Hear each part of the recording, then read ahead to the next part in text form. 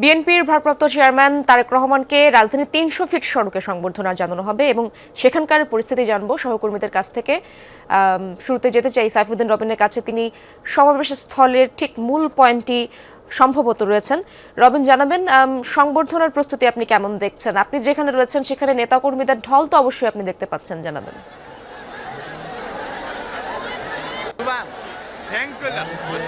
তিল ঠাই আর নাহিরে ব্যাপারটি একেবারে এরকমটি হয়ে দাঁড়িয়েছে। এখানে দাঁড়ানোর মতো অবস্থা নেই, এত বিপুল সংখ্যক নেতাকর্মীর সমাগম ইতোমধ্যেই ঘটে গিয়েছে।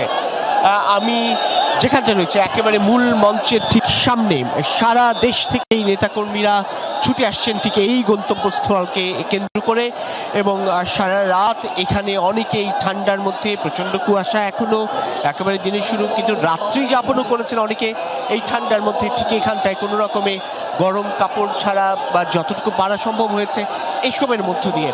এবং সেই সব নেতাকর্মী যারা দেশের নানা প্রান্ত থেকে ছুটে এসেছেন, তাদের প্রত্যেকের লক্ষ্য একটাই, দলের ভারপ্রাপ্ত চেয়ারম্যান তারেক রহমানকে এক নজর দেখা, এক পলক দেখা, কিংবা এই যে ঐতিহাসিক স্বদেশ প্রত্যাবর্তন সেটাকে স্মরণীয় করে রাখার জন্য, এই দিনটিকে তার স্মৃতিতে ধারণ করে রাখার জন্য, কিংবা দীর্ঘদিনের আন্দোলন সংগ্রামে রাজপথে থাকার যেই বিষয়গুলো ছিল সেই সব যার ডাকে বা যার আহ্বান সাড়া দিয়ে তারা রাজপথে আন্দোলনে নেমেছিল, সেই নেতাকে বা সেই নেতার স্বদেশ প্রত্যাবর্তন বা দেশে ফেরার এই দিনটিকে উপলক্ষ করেই তাদের আসলে এই ব্যাপক উপস্থিতি।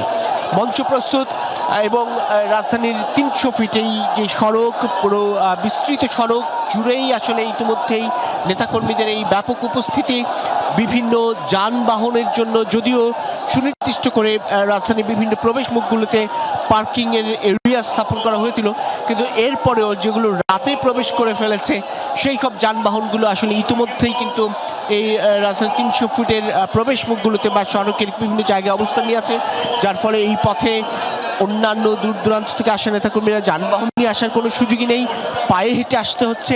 বহু দূর থেকে হেঁটে হেঁটে তারা এই মূল পয়েন্ট বা মূল সমাবেশ স্থল যেটি সেটিকে উপলক্ষ করে এগিয়ে আসছেন।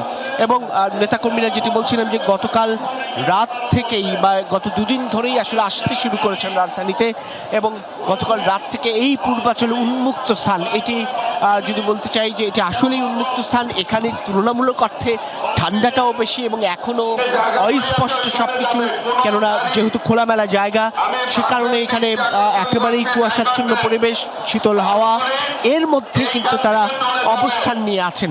এবং বারবার মাইক্রোফোনে দলের প্রচার সম্পাদক সুলতান সালাউদ্দিন টুকু নির্দেশনা দিচ্ছেন যেন এই সড়কে অবস্থান নিয়ে থাকা বাসগুলো এখান থেকে সরিয়ে নেওয়া হয়, কেননা এগুলো না সরালে নেতাকর্মীদের অবস্থান করাটাও আসলে একটু বেশ কষ্টকর হয়ে পড়ে।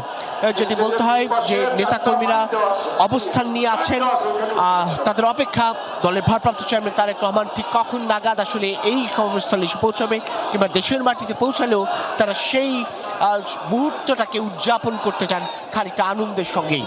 ইশরাত, ধন্যবাদ আপনাকে রবিন।